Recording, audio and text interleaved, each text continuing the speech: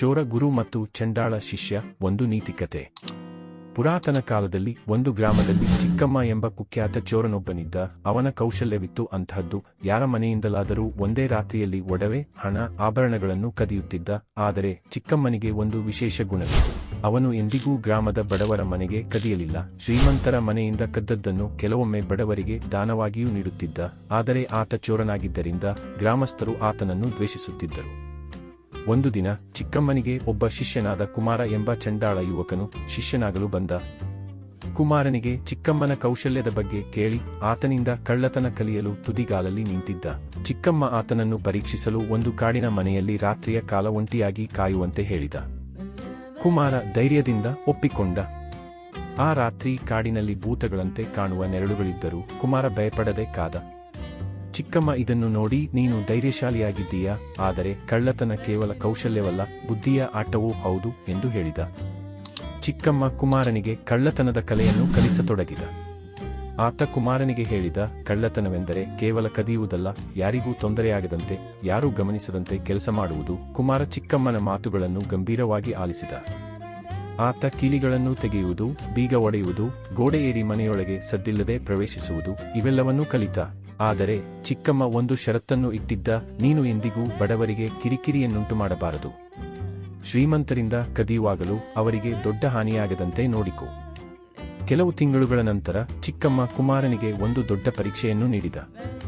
ಗ್ರಾಮದ ಶ್ರೀಮಂತ ವ್ಯಾಪಾರಿಯಾದ ರಾಮಯ್ಯನ ಮನೆಯಿಂದ ಒಂದು ಚಿನ್ನದ ಕಾಸಿನ ಚೀಲವನ್ನು ಕದಿಯಬೇಕೆಂದು ಹೇಳಿದ.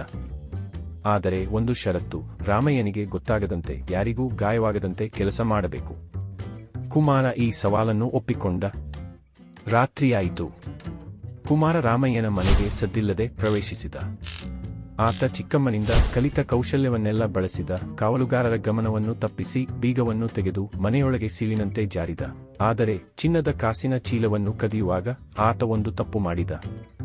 ಚೀಲವನ್ನು ತೆಗೆಯುವಾಗ ಒಂದು ಗಾಜಿನ ಒಡವೆ ಕೆಳಗೆ ಬಿದ್ದು ಒಡೆಯಿತು. ಶಬ್ದ ಕೇಳಿ ರಾಮಯ್ಯ ಎಚ್ಚರಗೊಂಡ. ಕುಮಾರ ಓಡಿಹೋಗಲು ಯತ್ನಿಸಿದ. ಆದರೆ ಕಾವಲುಗಾರರು ಆತನನ್ನು ಹಿಡಿದರು. ರಾಮಯ್ಯ ಕುಮಾರನನ್ನು ಪರಿಶೀಲಿಸಿದಾಗ ಆತ ಚಿಕ್ಕಮ್ಮನ ಶಿಷ್ಯ ಎಂದು ತಿಳಿಯಿತು. ರಾಮಯ್ಯ ಚಿಕ್ಕಮ್ಮನನ್ನು ಕರೆಸಿದ.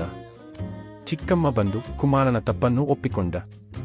ಆದರೆ ಆತ ರಾಮಯ್ಯನಿಗೆ ಹೇಳಿದ, ನಾನು ಕದ್ದ ಚಿನ್ನವನ್ನು ಬಡವರಿಗೆ ದಾನ ಮಾಡುತ್ತಿದ್ದೆ. ಕುಮಾರ ಇನ್ನೂ ಕಲಿಯುತ್ತಿದ್ದಾನೆ. ಆತನಿಗೆ ಒಂದು ಅವಕಾಶ ಕೊಡಿ. ರಾಮಯ್ಯ ಕುಮಾರನಿಗೆ ಒಂದು ಶಿಕ್ಷೆಯನ್ನು ನೀಡಿದ. ಆತ 1 ತಿಂಗಳು ಗ್ರಾಮದ ಬಡವರಿಗೆ ಉಚಿತವಾಗಿ ಕೆಲಸ ಮಾಡಬೇಕೆಂದು. ಕುಮಾರ ಈ ಶಿಕ್ಷೆಯನ್ನು ಒಪ್ಪಿಕೊಂಡ. ಆತ ಬಡವರಿಗೆ ಆಹಾರ ತಯಾರಿಸಿ, ಮನೆ ಶುಚಿಗೊಳಿಸಿ, ಕೆಲಸದಲ್ಲಿ ಸಹಾಯ ಮಾಡಿದ. ಈ ಸಮಯದಲ್ಲಿ ಆತ ಬಡವರ ಜೀವನದ ಕಷ್ಟಗಳನ್ನು ಅರಿತ. ಆತನಿಗೆ ತಿಳಿಯಿತು, ಕಳ್ಳತನವು ಕೆಲವೊಮ್ಮೆ ತಾತ್ಕಾಲಿಕ ಸಹಾಯವನ್ನು ನೀಡಬಹುದು, ಆದರೆ ಅದು ಶಾಶ್ವತ ಪರಿಹಾರವಲ್ಲ. ಕುಮಾರನ ಮನಸ್ಸಿನಲ್ಲಿ ಬದಲಾವಣೆಯಾಯಿತು. ಆತ ಚಿಕ್ಕಮ್ಮನ ಬಳಿಗೆ ಹೋಗಿ, ಗುರುವೇ, ನಾನು ಇನ್ನೂ ಕಳ್ಳತನ ಮಾಡುವುದಿಲ್ಲ, ಬದಲಾಗಿ ಈ ಗ್ರಾಮದ ಬಡವರಿಗೆ ನಿಜವಾದ ಸಹಾಯ ಮಾಡಲು ಕೆಲಸ ಮಾಡುತ್ತೇನೆ ಎಂದ. ಚಿಕ್ಕಮ್ಮ ಇದನ್ನು ಕೇಳಿ ನಗುತ್ತಾ, ನಾನು ನಿನಗೆ ಕಳ್ಳತನ ಕಲಿಸಿದೆ, ಆದರೆ ನೀನು ಕಲಿತದ್ದು ಜೀವನದ ನಿಜವಾದ ಪಾಠ. ಕೌಶಲ್ಯವನ್ನು ಒಳ್ಳೆಯ ಕೆಲಸಕ್ಕೆ ಬಳಸಿದರೆ ಅದು ನಿನ್ನನ್ನು ಒಳ್ಳೆಯ ಮನುಷ್ಯನನ್ನಾಗಿ ಮಾಡುತ್ತದೆ. ಕುಮಾರ ಗ್ರಾಮದಲ್ಲಿ ಒಂದು ಚಿಕ್ಕ ಕೆಲಸವನ್ನು ಆರಂಭಿಸಿದ. ಆತ ತನ್ನ ಕೌಶಲ್ಯವನ್ನು ಬಳಸಿ ಬಡವರಿಗೆ ಕೆಲಸ ಕಲಿಸಿ ಅವರಿಗೆ ಆತ್ಮವಿಶ್ವಾಸವನ್ನು ನೀಡಿದ. ಕಾಲಾಂತರದಲ್ಲಿ ಕುಮಾರ ಗ್ರಾಮದಲ್ಲಿ ಒಬ್ಬ ಗೌರವಾನ್ವಿತ ವ್ಯಕ್ತಿಯಾದ. ನೀತಿ, ಕೌಶಲ್ಯವು ಒಳ್ಳೆಯದಾದರೂ ಅದನ್ನು ಸರಿಯಾದ ದಾರಿಯಲ್ಲಿ ಬಳಸಿದಾಗ ಮಾತ್ರ ಅದು ಜೀವನಕ್ಕೆ ಮೌಲ್ಯವನ್ನು ತರುತ್ತದೆ. ತಪ್ಪಿನಿಂದ ಕಲಿಯುವವನೇ ನಿಜವಾದ ಶಿಷ್ಯ.